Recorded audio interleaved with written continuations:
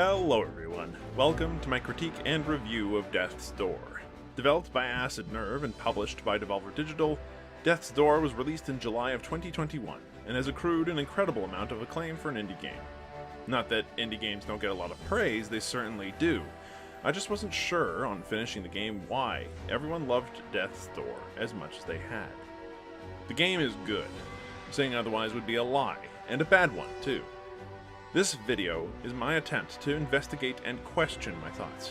Why did I love it, and what bothered me about Death's Door later? What made me want to play Death's Door as much as I had, only to feel so conflicted at the end? There will be spoilers for the whole game. Everything from secrets to plot points is going to be talked about, so if you're not cool with that, ye have been warned. For everyone who's still with me, let's begin.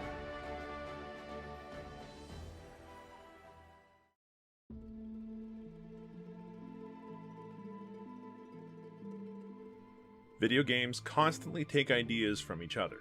Inspiration, and wearing that inspiration plainly on your sleeve, is practically a tradition in the video game industry. This is a good thing. For one, anybody that says that taking ideas from somewhere else isn't creative is a moron. Creativity comes from taking a variety of different ideas and influences and stuffing them together in a big ol' soup bowl to create something new.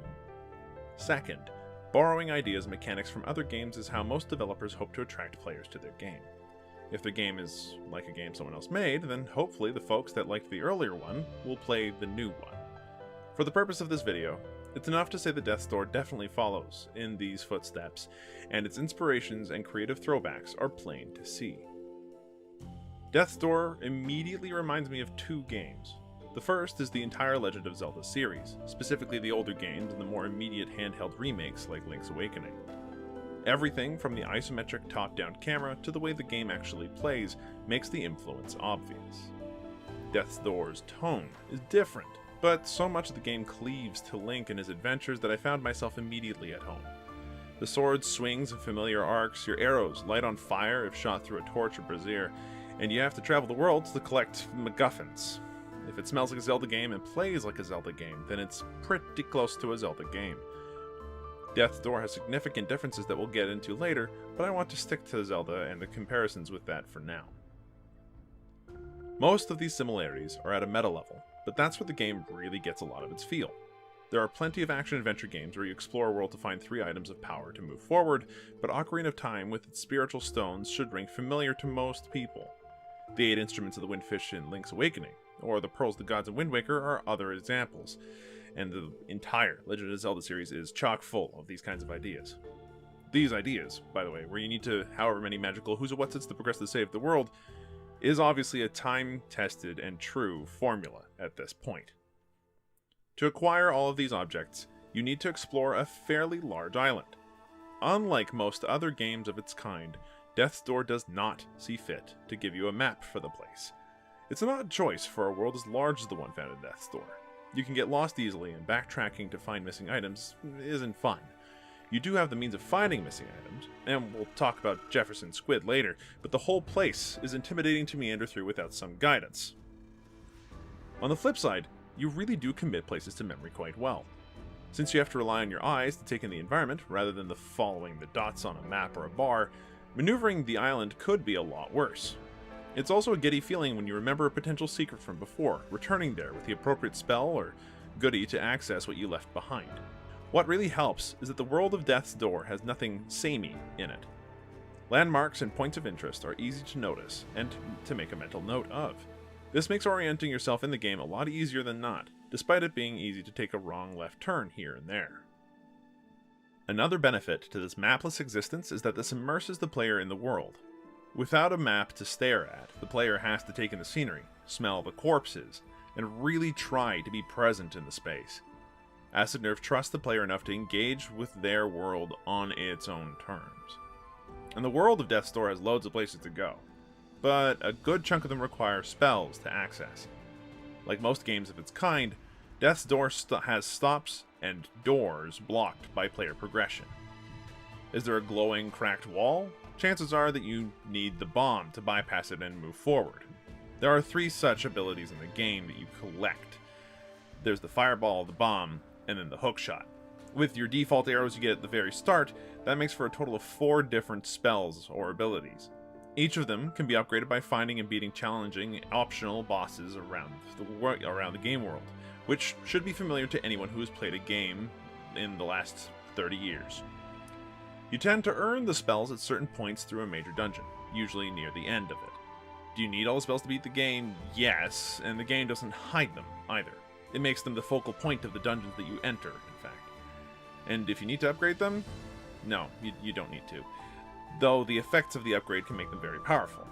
The fireball gets an added damage over time effect, and the arrows can do a huge amount of single target damage if you charge them just a little bit longer. The hookshot gains a unique slash attack, and the bombs, well, they don't blow you up anymore.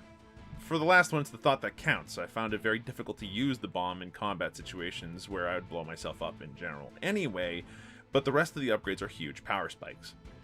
Each one of those abilities has a primary use. The fireball, for instance, is excellent for crowd control. It can hit multiple enemies from one shot and sometimes can stun enemies that the arrows can't. The arrows are fast, powerful single target shots, great for damaging a boss or for flipping switches. The bomb can wipe out hordes of enemies in a blink if you can time it, and if you can find the time to throw it safely. And then the hookshot.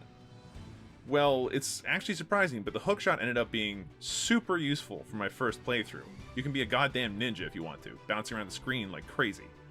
It's just enough variety to keep things fresh and add a valuable tool to your kit, but it's not overwhelming. Since spells are all cast the same way and have the same shoot in a line template, it really is just the same attack reflavored to fit different needs. This is excellent. Unlike some games that can overload you with abilities, Death's Door goes out of its way to make sure that you're comfortable with every skill you have. There's no rush, nothing overly complicated.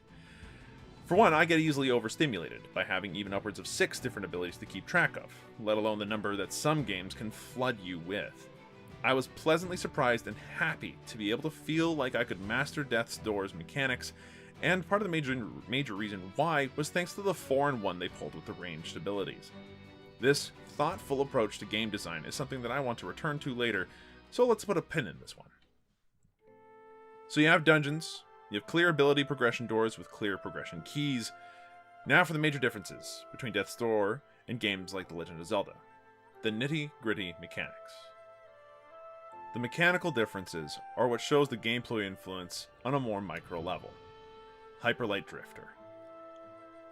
Death's Door borrows the mechanics of Hyperlight Drifter, and doesn't so much borrow them as completely lifts them off the floor and barely dusts them off before putting them to work.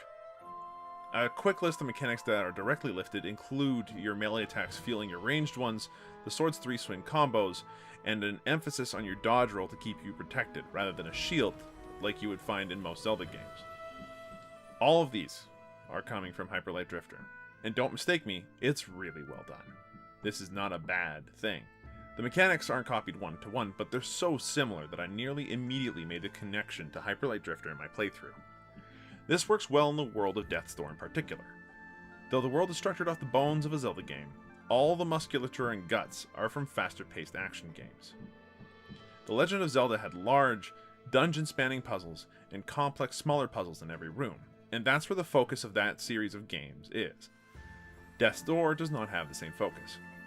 By having the Drifter's combat instead, you now must interact with the enemies. You stun them out of powerful attacks, dodge other ones carefully, and time your now limited slashes to not only strike the enemies, but to send back slower projectiles where they came from. It's a short list of the many fast decisions that you have to make in a split second in the middle of a fight. The way Death's Door forces and encourages the player to engage with the enemies actively and aggressively is fantastic. And although this sounds initially overwhelming, the complexity of encounters is made manageable through the simplicity of the mechanics themselves and the intuitiveness of the game as a whole. Coming back to that 4-in-1 design choice I talked about before, this is what creates the engagement and the focus and the investing of the player into every single encounter of the game. And every single major encounter in the game is at least somewhat memorable for this. They're also surprisingly deadly. My biggest surprise going into the game was the immediate jolt I got when I died for the first time. It happened so fast. You only have 4 hit points when you start, and those hit points diminish rapidly. It would be less of a shock if it weren't for the novel way you get your health back. Okay, 2 ways. The first is that you return to this game's version of a central hub, the Reaper Commission headquarters. Entering into this place always returns the player to full health, and the only means of accessing the headquarters is through doors scattered in fixed locations around the world. These are rare, and are usually one door to a major region. The doors are also your fast travel system integrated in a natural way without using any menus. Brief tangent here, the less a game like Death's Door can rely on out-of-game menus, the better. Having their fast travel system in Death's Door work like a centralized service hallway system that you'd find in a mall rather than a menu selection was a stroke of genius from an intuitive game design standpoint. Death's Door is really good at the whole intuitive part, if you haven't noticed. Right, okay, so back to healing. The only other way to heal yourself, and the most common way to boot, is to consume soul fruit. These can be found in many fixed locations in the world. The problem is, you have to plant the trees yourself in empty flower pots. You have to find the seeds, they are scattered throughout the world in mostly obvious places, but in plenty of secret places too, and then you have to plant them in the pots. Once planted, these flowers have one fruit each, and they only replenish when you leave the area. This means that health is fairly precious. Losing health is easy. Death, as a result, comes quickly and often. This, as I said before, comes as a jolt when the game lulled me into a false sense of Zelda security. No hearts on the ground, no potions in your pocket, just you and a dusty, enemy-choked road ahead. Get good or die trying.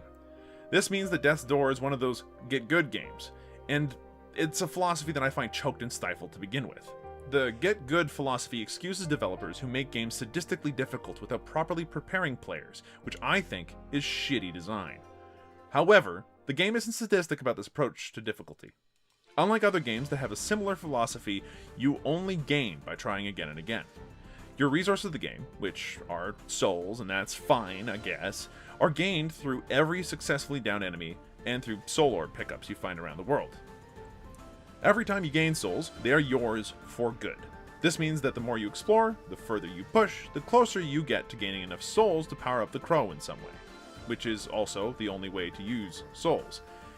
Unlike other games where you die, have to get them back, you might lose them all and all that stuff, there are no feel-bad situations like that here in Death's Door. And you might die a few times, but death only penalizes your time as a result, and it puts you back to your last door. The only real danger then is repetition. Repeating the same stretch of level a couple of times is fine, but doing these death runs upwards of 6 times or so could have you become extremely aware of what you are doing, playing a game, and getting frustrated. And thankfully, the difficulty of the game is extremely well engineered. By that, I mean you rarely need to repeat sections of the game more than a handful of times to get used to an encounter and beat it, which is awesome. Additionally, the game's sections are compact, focused things with plenty of shortcuts to bypass parts of the game you've beaten already. Major encounters are never repeated either, meaning any significant challenge you come across is a one-and-done deal. To make myself clear, the game is one of the best designed games I've come across in terms of difficulty, scaling, and pacing. Spikes in difficulty are extremely rare, usually brought upon oneself, and easily avoided if you'd rather come back later. It's not a walk in the park for a game, as the game demands some pretty clear skill to beat. I think that's fair, and so do the players. Beating the game has a pretty great clear rate at 35.4%. Consider that Hollow Knight's basic win condition ending is sitting at a 19.6 completion rate on Steam, and you can see what a difference curated tuning and pacing make. Bringing up Flinthook, a game I've spoken about before on the channel, beating the base version of that game comes in at a whopping 3%. A key word back there was curated. Unlike Hollow Knight, your experience in Death's Door is directed. You don't really end up in situations that can end your game just by the situation presenting itself. As an example, let's talk about a section of Hollow Knight that's pretty much curated. The Hornet boss fight in Green Path marks the end of that section, and it's from there that the game begins to become a self-directed exploration down to the Mantis village. And from there, progression goes buck wild. There's no telling where people will go. 60.1% of players on Steam beat Hornet in Green Path, and the next closest gateway boss, that you usually have to beat to casually win the game, is the Soulmaster. That boss only has a 43.1% completion rate. That's a pretty big drop, and in between Hornet and the Soulmaster, people get lost. Though there's fewer of these checks and achievements for Death's Door, there's an almost unmissable achievement people will get simply through playing the game 2/3 of the way through. Almost half of the players on Steam get to this point, 44.1% to be precise, And that tells me that this game onboards like a beast. That's to say that people who start the game have an excellent chance of actually seeing most of the content. Again, this game isn't a walk in the park. It is simply well organized and designed, developed to bring players along in a flow of gameplay that carries you through to the end of the game. Death's Door mechanically works, then. A familiar groove with a more engaging combat and simpler puzzles. It's fair, difficulty-wise, and never overwhelms unless the player really wants to push themselves. It helps that the world is an encouraging one, then, in Death's Door. Death's Door has been praised by several outlets for its characters, bosses, and art direction in particular. Although the game begins in a broken, noir-like world full of eccentric crows, you quickly find yourself in a lost forest, then a graveyard, and then in some gothic-looking ruins. Shortly afterwards, you find yourself in a garden, then a haunted mansion, and then what one viewer in my stream described as a vault from the Fallout series. It's nuts, in hindsight. And despite these settings I've described being prime places to have scary, intense environments, Death's Door alleviates that with stylized and whimsical decor and characters. What's surprising about the environment is how well these different environments worked together in the moment. There's a logical enough reason for all the reasons to flow into one another. The industrial vault laboratory area makes sense in the story, as do the subsequent regions. Transitions between each of these places are well done and provide a lot of contrast.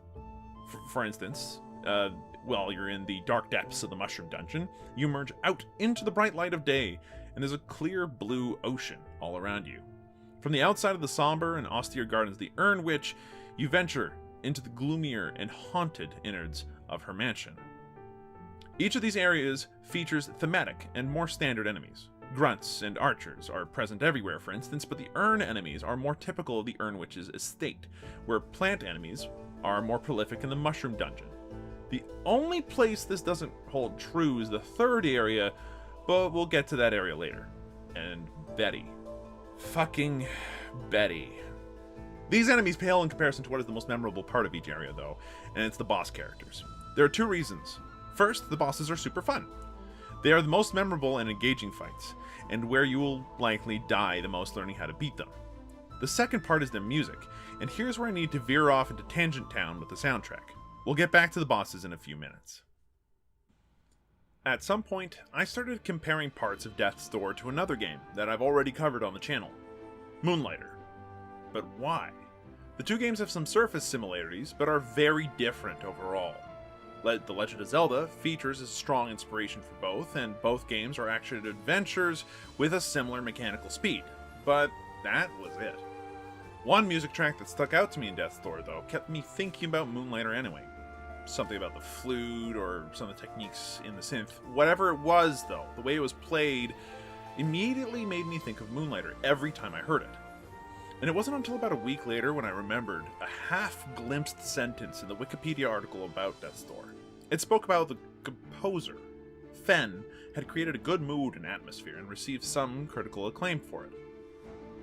Fen. The name sounded familiar, and it was way too familiar. So after sitting in the car for about 20 to 30 minutes slamming my head into the steering wheel, lo and behold, I eventually found out that the composer for Death's Door and Moonlighter were one and the same. To have heard the music from two different games and made the connection, at least subconsciously, says a lot about David Fenn's style. In particular, it says that it's a strong style. And I think the part that really reminded me of Fenn's work in Moonlighter the most was Betty's theme.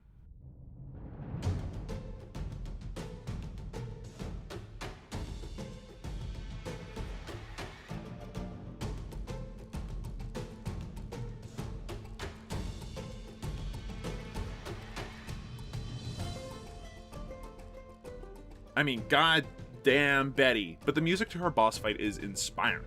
Just like the Golem boss in Moonlighter, the music adds so much to the boss fight that would have been lost otherwise.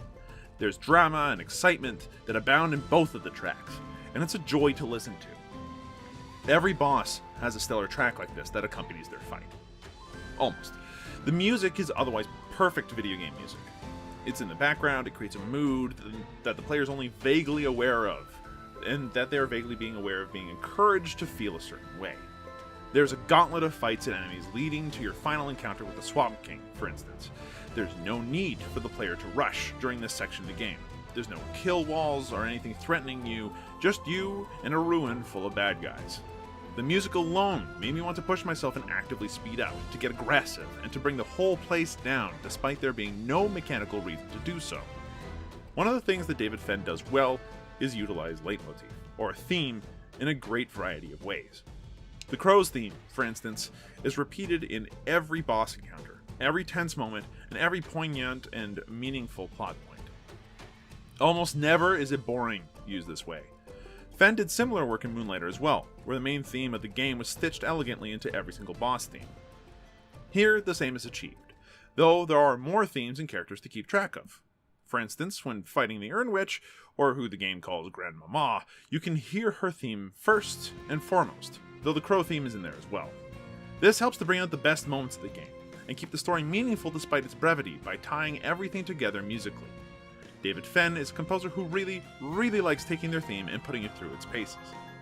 That said, the pace that the Crow's theme goes through is tremendous.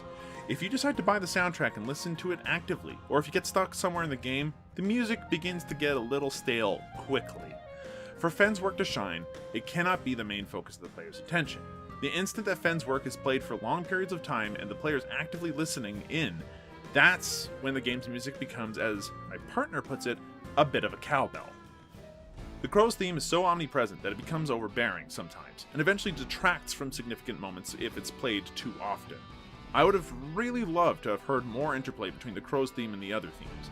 The Urn Witch's boss theme is a great example, taking the main theme of the other significant character, in this case, the Grandmas, and mixing it with the Crow's theme to create a tense musical argument between the two.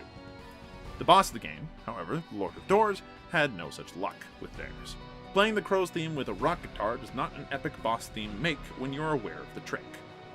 To sum up, Fenn's work is excellent, tying story and mood together in a wonderful soundscape, but one that is, tiresome should the soundscape become the player's focus rather than the game. This is rare, thankfully, since the game's mechanics and story are highly engaging and don't tend to let the player's focus drift. Speaking of the story, Death's Door's story is one of obsession, greed, selfishness, and what's needed to overcome those character flaws. It's a story about learning when it's time to let go, that nothing lasts forever, and that it's a normal and natural thing to have things die. It's serious, I know, but Death's Door varies those morbid and somber themes with their opposites. Acceptance, heroism, and selflessness are equally themes to the game, really, and these positive aspects are paired with comedic, likable characters. Take Pothead, for instance. Pothead, named due to the pot of soup he has for a head and nothing else, is the Urn Witch's grandson. Her obsession with preserving what was left of her family is what led to cursing Pothead with his predicament. Unable to die, yet constantly full of soup. Instead of spending the Haunted Mansion section of the game trapped under a constant pall of dark rooms and horrible monsters, Pothead is always there to relieve tension and talk to you. He's just too silly not to laugh with, and form a bond over his poor head. And when he is abducted, kidnapped, the impetus is clear. You've got to rescue him. He appears in several other places as well, and is always ready for a chat. If you can find his hideaway garden or something along those lines, he also gives you some advice and help on gardening. He features mainly in the Urn Witch's estate, his home turf, which most of the other friendly characters do as well. The Kokiri stand-ins and the discount Jaskier in the form of Barb the Bard both stick to their realm in the jungle as much as they can, with Barb popping up just a little bit earlier to help ease tension into Betty's realm. And god damn Betty. We'll get to Betty in a minute. I want to keep singing Death's Door's praises for a little bit longer first. So, you have your quirky characters. There are the more serious ones, and if there's a rule of thumb to be had, the more serious the character, the more likely they are a boss in the future. The best ones show up several times before you face them, which is all of them, with one fucking exception. Betty. And with that exception in mind, all of these characters are understandable. Who doesn't want to avoid dying? Protect those that they love? Rule a kingdom? Or be a yeti, I guess. What about a obsession over a job not done? Or breaking a cycle that was predestined to end you? My preferred motivations are honestly those of the Urn Witch and the Lord of Doors. The Urn Witch just wanted to avoid feeling the pain of losing a loved one again, and so tried to cheat death for both her and her grandson. I get that. And I feel anyone with someone that they care about understands the fear of losing their loved one, and the pain of that eventuality coming to pass. The Lord of Doors was told the exact day that they would die. What a horrible existence, to know exactly how many days you have left to live. Death is, for us humans anyway, currently only predictable as an eventuality, something that's foggy in the future, not as a preemptive fact. It's random and uncaring, brutal and unfair. To have it as a constant reminder, however, as a persistent, omnipresent part of your life, would be maddening. And Acid Nerve managed to get these themes told in a way that honestly tries to pay respects to their points of view, to get the player to try to understand their perspective without glorifying it. You aren't going to agree with these jerks. Who could agree with turning their grandson into a soup bowl? There's no good in that. But the impetus, the thought process, that's done splendidly. There was a bit that I mentioned earlier about where you meet bosses ahead of their fight several times. That point, it is such a nice touch. When the Urn Witch first appears in her mansion, the music instantly turns cold, creepy, and paranoid. She wonders, what's a crow doing here? And something about a deal being off? It's a lovely, if predictable, little mystery. Her polite and aristocratic demeanor changes, though. Every time she visits you and that you find her, Grandma becomes progressively more confrontational, more accusatory. This culminates in Grandma coming up with the best possible response to me foiling her plans. As soon as you start her boss fight, the first thing she does is she straight up calls you a little shit and proceeds to try and kill you. And it was amazing. I play a lot of Dungeons & Dragons, and about 90% of the time as a Dungeon Master. One of the best pieces of advice I ever received about how to play the main villain of a campaign was to remember one thing, that they want to win, that they have a win condition, a goal, something that they want. If the villain plays to that effect, then you can hardly go wrong. Having the Urn Witch get progressively more pissed off, or the Grey Crow eventually break down in abject despair, those are the actions of characters with win conditions, with those goals. And every time they check in on the Crow, they're making sure that their plans aren't ruined, that everything is going well. To develop a relationship where you constantly make them angrier every time they so much as look at you is highly entertaining, but also helps to explore the background and story of the game. I have a hard time always dealing with flashbacks or screens full of text. This is nice. It's nice to have a more organic delivery method like this. It's a good formula. The only exception to this is Betty. Betty, the Yeti, the third boss of the third region, the one boss with no claim to the title. Let's fucking talk about Betty. Betty, if you can tell, drives me nuts. In a game where all the other bosses and regions are fleshed out expressions of the bosses themselves, Betty is not. Betty is the means by which one notices how much thought and care was put into creating a character for a region and tailoring it to fit the boss of the place with the artistry of a high-end tailor. Because by comparison, Betty is a loose pair of hand-me-down sweatpants with all the comfort of a scratchy potato sack. Mechanically, her boss fight's fine, and I do think her boss theme is fun and exciting. My issue with her is that, unlike the rest of the game, Betty doesn't really exist outside of her boss chamber. This isn't strictly speaking true, since a drunk cow, sheep, thing, in a raincoat is caterwauling about Betty outside of Jefferson's, and Barb occasionally reminds you that there's a Betty and a beast or some such while adventuring through the third area. The Windswept Castle and the Watchtowers are your lead-up to Betty, which are pretty vistas in their own right, with excellent and clever encounters designed in each section. Lockstone Castle is a great puzzle dungeon, and the Watchtowers themselves will test your combat skills thoroughly. There's a lot to like about the region, but about halfway through, you have a thought. Where's the boss? Because at no point does Betty show up before her boss room. Unlike the Urn Witch, who pops up throughout her manor, and the Swamp King, who pops up throughout the entire ruin, there's no relationship with Betty outside of she has to die, and you must collect her soul. The Urn Witch kidnaps your friend. The Frog King is a despot who has terrorized the cute shrub people of the woods, but Betty, she was just minding her own business. At no point do you have a personal relationship with Betty. She's just another monster on your list. This does fine in games like Monster Hunter, but Death's Door is not that kind of game. Betty disappoints me, because the rest of the game did such a good job of creating characters out of their bosses. Betty disappoints me because she broke the formula that every other boss in the game sets up. Her region lacks character. Her boss fight is simply a thing to be achieved, and her life must be ended because she's lived too long and should die. It's a bitter pill to swallow, and not just for the Yeti. She was given almost the same dignity and care as the first fight in the game against the overgrown plant. That's harsh. Poor Betty. But, putting Betty aside, that's it. Excellent mechanical gameplay, a fair learning curve, and a clever design all merged with excellent artistic flair. A fun, fluffy story wrapped around a somber and engaging core premise, interesting and entertaining characters, and one tiny, cute crow with a sword. There's a reason why so many people beat the game. It's good. It's really good. But what's this? The final boss drops an item. A key. This key is where the game goes from practically perfect in every not Betty way to going past its best before date. This key is what unlocks the endgame, a lengthy post-credit sequence for those with a completionist streak in them. Over the course of your adventure, most people will find a door with a rusty lock. Those who use this key on the rusty door can climb up to a tower with a bell.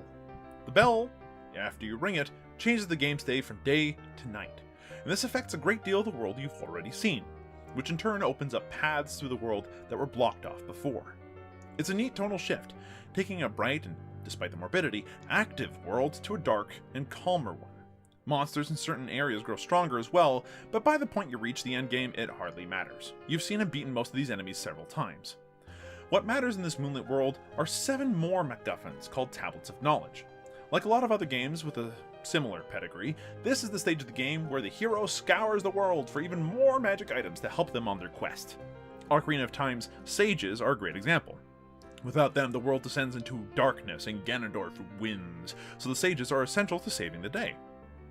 The Tablets of Knowledge are not that. The tablets are, essentially, tokens for solving puzzles scattered throughout the world, and they are essential to completing one of the best named achievements on Steam, the Lord of Chores. I mean, the achievement directly linked to the tablets is called the True End, but I'll get back to that in a sec. I want to focus on the use of the word chore first. Make no mistake, this section of the game is for those who like to look at their save file with the 100% tag stuck to it. In particular, this section of the game is for those who have played Titan Souls. There are references to Acid Nerve's previous game, Titan Souls, hidden throughout the game. I haven't played Titan Souls yet, so I had no idea what those items that I came across might have had a reason for existing. A giant arrowhead, for instance. Why is that there? Or how about an evil-looking antler? According to a documentary by NoClip, a video game documentary channel on YouTube, this was an express part of development, to reward the players who played Titan Souls. From a brief outsider's perspective, Titan Souls is an RPG whose gimmick is that everything dies in one shot. It's a neat idea. It seems like an interesting game. That said, I haven't played it. So when you spend hours herding ghosts into keyholes, walking a squid around a moonlit world, or chasing owls around the ramparts of a long-lost civilization, or finding the last of the 50 fucking seeds to plant in one of the last 50 fucking pots in the world, it can be a little bit disappointing when your reward is a lore based on a game that you haven't played. It took me 12 hours to 100% the game my first time through, which isn't too much. Of that 3 hours, a full quarter of that time was spent doing chores just to get the true end of the game. It's a tough pill to swallow for anyone who's not in the know. Instead of being thrilled to be exploring the end of the game and digging deep into the story, I was thrilled to be done all my work so I could move on. It's a 3-hour-long incidence of whiplash, where I was at my most excited after being the Lord of Doors, and my lowest low, finding pots within which to plant seeds. One review I dimly recollect suggested that the best secrets are only unveiled after the credits roll. I disagree, and I know that full well, because I understand that I have not played Titan Souls. That is the only reason why I probably disagree, but let's move on. I want to appreciate the work and the effort that Acid Nerve did, importing the lore of their old game the same way that a group of friends brings older Dungeons & Dragons characters into the lore of a new campaign. But I also can't help but feel that I wasted my time. A true ending that feels less complete than the more succinct and narratively fulfilling ending you get by beating the Lord of the Doors is fine. That I felt like I was strung along by a fucking key did leave me with a bad taste in my mouth. For those who have played Titan Souls and really enjoyed it, you'll get a lot more out of this game than I did. For those who haven't, don't feel like all the extra content is necessary unless you really like solving puzzles and extra encounters. In fairness to the game, those qualities were what kept me exploring the game's post-credits. I did want to keep digging, and I did want to find everything, and I did want to solve all the puzzles. They were almost all good puzzles. I have to give a special mention to Jefferson, the man, in quotes, who serves you soup at the soup kitchen that I mentioned near the beginning of the video. Through Jefferson, so long as you speak to him during the day, you can find all the secrets in the game in relatively short order. The clues aren't so cryptic as to be impossible to parse, but aren't so plain as to bore you with what amounts to a hidden fetch quest. It's a nice touch too, since the game is absolutely stuffed with secrets, and you're bound to miss a couple of small ones here and there. The endgame is also defined by finding all the collectible items on the ground, like the aforementioned arrowhead or antler. You can take a look at them in the pause menu. You can even take a closer look at some of them by spinning them around. What I hated here, and what still sticks out to me like a sore thumb, is that the items in question sometimes contain clues, and at no point during the game is this explained.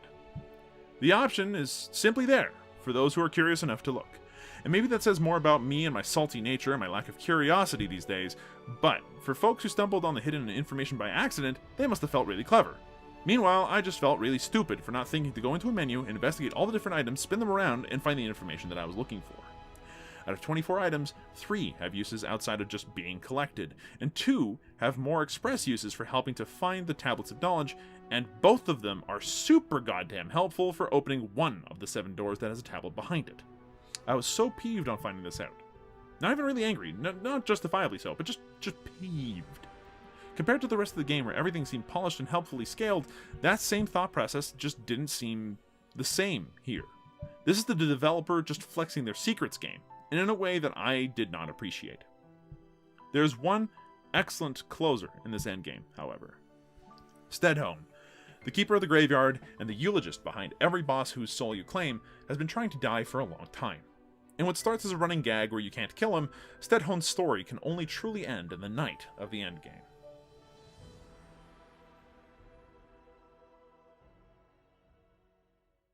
Stedhone hasn't been able to die since he had to bury his best friend, and with them, a part of Stedhone's own soul. He passes the time by burying those you kill, usually, and eventually there are none left to reap. Stedhone decides this is a great time to take a nap in a nearby open grave. Eventually, while exploring the world, you find a medallion. This medallion triggers Stedhone's boss fight when you speak to him, as the medallion causes him to begin to cry. The fight is actually pretty tough, and it's a marked lack when, on defeat, there's no eulogy, since the eulogist has now become deceased. It is already pretty sad, but it's much, much worse when you inspect the medallion later and realize who his best friend was. Stedhone had a pet dog. It's a cute picture, and a really sad moment, unspoken but completely understood. It was an excellent way to tie up what was a loose thread in the story. Sadly, as far as the endgame is concerned, this was an exception rather than the rule. And for me, endgames like this are best kept as means of tying up loose threads, rather than tying back old ones. Where does that leave Death's Door then? The ending of a game doesn't have to land perfectly to make a game good, and up until the post-credits gameplay, Death's Door is nearly perfect. Mechanical polish and difficulty shine brightly, the world is a joy to explore, and almost everything is awesome. That is, until nighttime kicks in, and the quest to complete all the chores. Not only does the world become darker, but the world becomes tedious through desperate and deep re-exploration of the world thoroughly exhausted, and you become increasingly aware that the music loops again and again. The Lord of Doors should have marked the end of the game for me, but that fucking key he drops begged me to keep going. And I did. I kept going, and I finished the game completely. That the game went a bit longer than it should have, though, is just my opinion. Obviously. And Acid Nerve understandably wanted to bring back their first game in some way, to commemorate Titan Souls with a beautiful and eye-catching epitaph. I'm just wondering if the last part of the game ruined an otherwise perfect game experience for me. It doesn't matter much now, though, and I think that I will always remember Death's Door for the best parts of itself. Thanks for watching.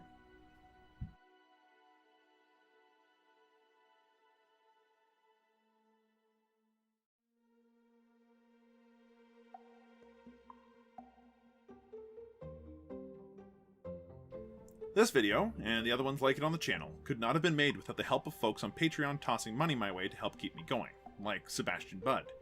To all the folks on Twitch.tv who have been watching me play these games and supporting me, a big thank you for your company and support. Thanks especially to those who have subscribed to the channel to help me out, and an extra special thanks to Zalathorm, NW, Kosojo, Crafted Nightmares, It's Dusty_TV, Binko_boy, and Yamojo. Stay safe, and I'll see you folks next time.